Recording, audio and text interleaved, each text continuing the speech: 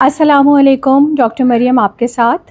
आज हम एक सर की जुओं के बारे में बात करेंगे जो कि हर घर का एक बहुत ही कॉमन मसला है और ज़िंदगी में कभी ना कभी हर एज पे किसी को ये हो सकती है। ये छोटे छोटे कीड़े होते हैं जो हमारे सर के बालों में रहते हैं और एक इंसान से दूसरे इंसान को ये लग जाती हैं जब उनके सर करीब आते हैं।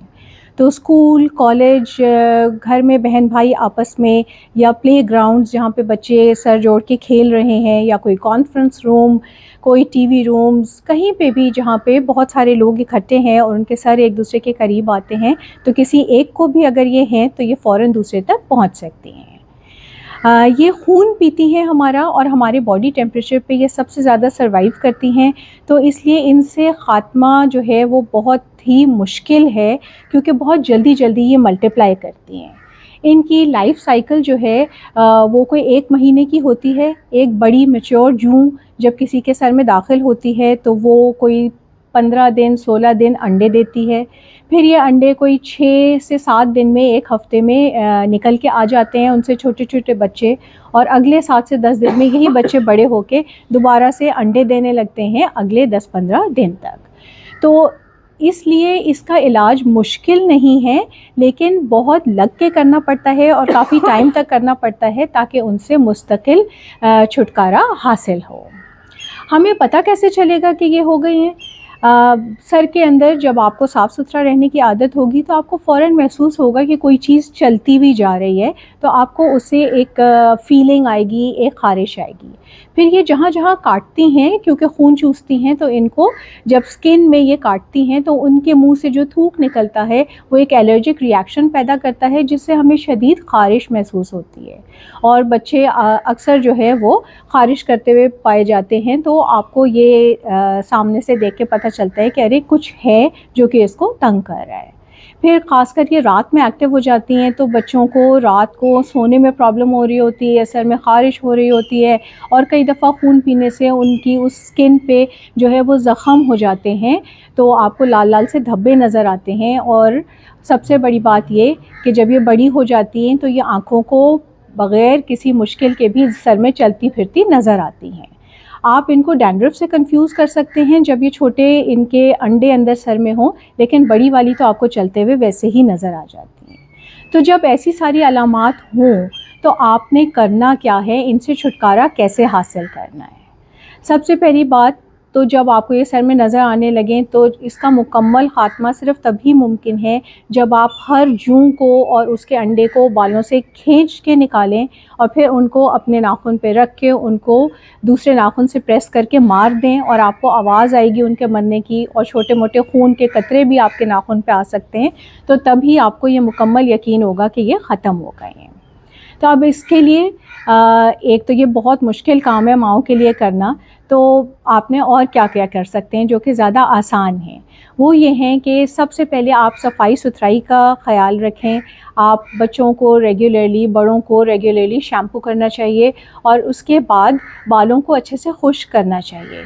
लड़कों के बाल छोटे होते हैं, आसानी से खुश्क हो जाते हैं, तो उनको ये मसला ज़रा जल्दी ठीक भी हो सकता है और होता भी कम है। लेकिन ख़वातीन क्योंकि ज़्यादातर लंबे बाल रखती हैं, तो नहाने के बाद जब तक बाल खुश्क ना हों वो उन्हें बंद ना करें। फिर बहुत से लोग दुपट्टा ओढ़ते हैं, हेड स्कार्फ़्स इस्तेमाल करते हैं, तो उसमें पसीना और गंदगी ज़्यादा जल्दी हो जाती है, तो उनको अपने बालों को ख़ास साफ़ रखना है और उनको खुश्क करके फिर लपेटना है, फिर बांधना है। फिर जब ज़्यादा मसला हो तो एंटी लाइस शैम्पूज़ मार्केट में मौजूद हैं, आप वो लीजिए और उनका इस्तेमाल कीजिए, और हफ़्ते में आप एक दफ़ा वो वाला शैम्पू ज़रूर इस्तेमाल करें। आपको ज़्यादा पसीना आता है, आप छोटे बच्चे हैं, आप ज़्यादा स्पोर्ट्स एक्टिविटीज़ में हैं, या कोई ऐसे काम जिनमें सर में ज़्यादा पसीना आता है, तो आप हफ़्ते में 2 दफ़ा वो शैम्पू इस्तेमाल करें। शैम्पू लगा के 10 मिनट तक आपने रखना है और फिर वॉश करना है। इसी तरह से एंटी लाइस लोशंस और क्रीम्स मौजूद होती हैं, जिनको आपने दोबारा यही करना है कि सर के बालों को खोल के उनको अलग-अलग पार्टिंग करनी है, और अच्छे से उसके अंदर आपने वो लोशन मिक्स करके लगाना है पानी के साथ, और फिर उसको आपने सर को 10 मिनट के लिए बंद कर देना है, कपड़ा लपेट के या कोई लिफाफा लपेट के उसको आप रखिए और उसके बाद खाली आप गर्म पानी से, नीम गर्म पानी से अपने सर को वॉश कर लीजिए। फिर 2 दिन तक आप दूसरा शैम्पू इस्तेमाल नहीं करें ताकि दवाई का असर बाकी रहे।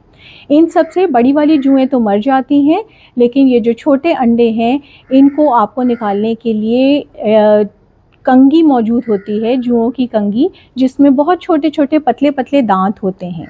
तो आप अपने सर को तेल लगाइए और फिर वो वाली जब आप कंघी करेंगे तो वो अंडे भी जो बड़े बड़े हैं वो निकल जाएंगे और बाकी जो उससे छोटे हैं उनको बहरहाल आपको उंगलियों के नाखूनों से ही निकालना होगा। अब तेल, कोकोनट ऑयल इसके लिए बहुत अच्छा है, ऑलिव ऑयल इसके लिए बहुत अच्छा है, टी ट्री ऑयल इसके लिए बहुत अच्छा है और सबसे अच्छा है घरेलू नीम जो है, जो दरख्त हमारे आम हर जगह उग रहे होते हैं, उनका तेल भी और उनका पानी भी। आप नीम के पत्ते लेके उनको उबाल लीजिए पानी में और जब आप नहा लेते हैं, शैम्पू कर लेते हैं तो आखिर में वो आप नीम वाला पानी, वो कड़वा होता है, तो वो अपने बालों की जड़ों में डाल लीजिए और उसके बाद उस बालों को सुखा लीजिए। फिर दोबारा साफ़ पानी और दूसरा वाला डालने की ज़रूरत नहीं है। तो जब तक ये अंदर रहेगा तो इसकी कड़वाहट से इसके अंदर जो केमिकल्स मौजूद हैं, नए बच्चे और पैदा होंगे ही नहीं। इसी तरह से आपने कोई भी ऑयल अगर इस्तेमाल करते हैं वो सब इनको सफोकेट कर देते हैं और फिर इनका निकालना ज़्यादा आसान हो जाता है। बिलफ़र्ज़ आपकी इतनी ज़्यादा हो गई हैं कि सर में ज़ख़म हो गए हैं तो उनके लिए आपको डॉक्टर के पास जाना पड़ेगा ताकि आपको प्रॉपर ट्रीटमेंट, प्रॉपर मेडिकेशंस आपको बताई जा सकें और उसके लिए आपको फिर अलग तरह से ट्रीटमेंट चाहिए होगी। तो इन सब बातों का आप ख़याल रखिए ताकि आप उस सीवियर कंडीशन से बच जाएं। फिर आपने अगर इनका बिल्कुल भी ख़याल नहीं रखा तो ये इतना आपका खून पीने लगती हैं कि बाज़ औक़ात लोगों को जब ये सालों साल रहती हैं तो एनीमिया हो जाता है, तो फिर आपको एनीमिया की ट्रीटमेंट चाहिए होगी। लेकिन इन सब बातों का आपने ख़याल रखना है और इस प्रॉब्लम को पहले ही कंट्रोल करना है ताकि बच्चे बड़े सब रात को अच्छे से सो सकें और सुबह ताज़ा दम उठें अपनी एक्टिविटीज़ के लिए, अपनी स्कूलिंग के लिए, अपने ऑफिस के लिए। So please stay clean, stay safe, stay healthy and take care of everyone. Thank you.